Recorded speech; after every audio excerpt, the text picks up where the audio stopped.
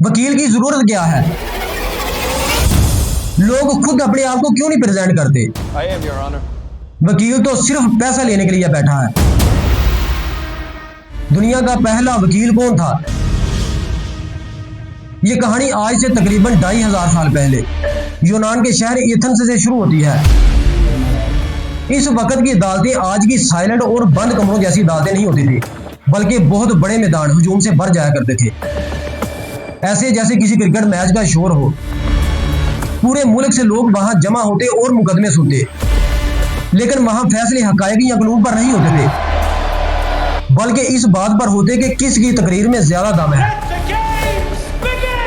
लोग फैसलों से ज्यादा तकरीर सुनने आते और जो बेहतरीन तकरीर करता वही जीत जाता। कोर्ट प्रोसीडिंग है, ये कोई गांव की पंचायत नहीं कि जो जब जिसने चाहा मुंह उठा के चलाया। ये एथेंस की अदालत थी, जहां जिसे बोलने का फन आता वही इंसाफ पाता। अब जाहिर है हर शख्स को स्पीच करना नहीं आता था। कुछ किसान, कुछ शर्मीले लोग और कुछ ऐसे ताजर जो अवाम के सामने बोल नहीं सकते थे। ऐसे लोगों ने सोचा हम तो बस अपनी जुबान की वजह से केस हार जाते हैं, हमें किसी ऐसे शख्स की जरूरत है जो हमारे लिए बोल सके, हमसे बेहतर अंदाज में, ज्यादा मजबूत अल्फाज में। तब उन्होंने खुफिया तौर पर ऐसे लोगों को तलाश करना शुरू किया जो इनके लिए तकरीर लिखें, इन्हें बोलने की तरबियत दे, अगर मुमकिन हो तो खुद इनकी जगह मुकदमा लड़े। और इसी मौका पर दुनिया का पहला वकील सामने आया, जिसका नाम था डिमोस्थेनीज। डिमोस्थेनीज शुरू में सिर्फ लोगों के लिए तकरीरें लिखता था, इन्हें बोलना सिखाता था, लेकिन आहिस्ता आहिस्ता वो खुद अदालत में जाकर इनके लिए मुकदमे लड़ने लगा। इस काम के लिए लोग इसे पैसे देते थे। ये इस वक्त गैर कानूनी समझा जाता था, मगर इसकी तकरीरें इतनी जबरदस्त होती कि जज और अवाम सब खामोश हो जाते और बस सुनते रहते। आहिस्ता आहिस्ता वो इतना कामयाब हुआ कि एथेंस की अदालतों से निकलकर यूनान की सियासत में आ गया।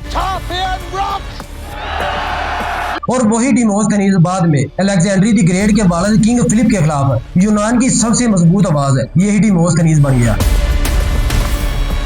मगर सबसे दिलचस्प बात यह थी कि डिमोस्थेनीज कोई पैदाइशी स्पीकर नहीं था, बल्कि वो हकलाता था।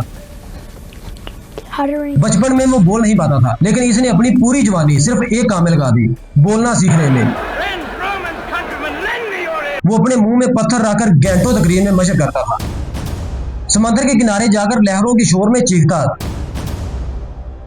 ताकि इसकी आवाज और ज्यादा मजबूत हो जाए। पहाड़ों पर दौड़ता, जोर जोर से शायरी पढ़ता ताकि अपनी सांस पर काबू पा सके। और सिर्फ यही नहीं, वो अपने सर से आधे बाल काट लेता था ताकि शर्म के मारे घर से बाहर ना निकले जब तक वो बोलने की प्रैक्टिस मुकम्मल ना कर ले। आहिस्ता आहिस्ता वो दुनिया के अजीम तरीन स्पीकर में शामिल हो गया।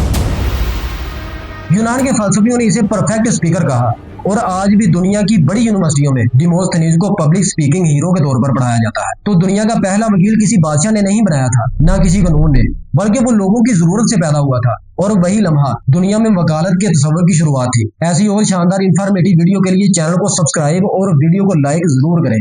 अल्लाह हाफिज।